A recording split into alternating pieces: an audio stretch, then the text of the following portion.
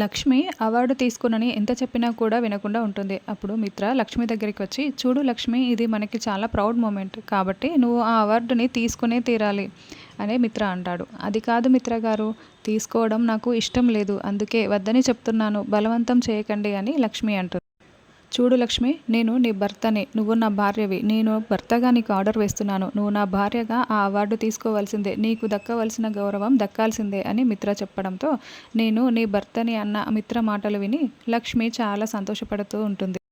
అలాగే మిత్రగారు, మీరు ఇంత చెప్పిన తర్వాత నేనెందుకు కాదంటాను అని చెప్తుంది. అయితే దేవయాని, మనీష ఇదంతా కూడా వింటారు. మనీష కోపంతో రగిలిపోతూ వెంటనే సరయు దగ్గరికి వస్తుంది. అప్పుడే పిఏ రాజుగారు కొంతమంది రౌడీలని అక్కడికి తీసుకువస్తారు.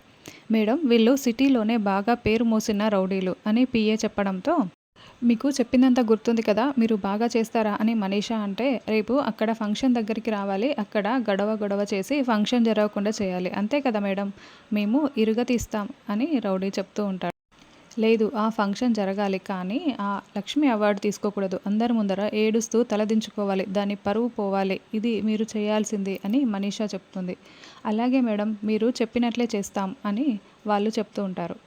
ఏంటి మనీషా, అంతా ఓకే కదా, వాళ్ళు కూడా ఓకే చెప్పేస్తున్నారు, ఇంకేంటి అని సరయు అంటే, ఎస్, రేపు లక్ష్మి అవార్డు తీసుకోకూడదు, ఏడుస్తూ ఇంటికి రావాలి, ఇదే నాకు కావాల్సింది అని మనీషా అనుకుంటూ ఉంటుంది.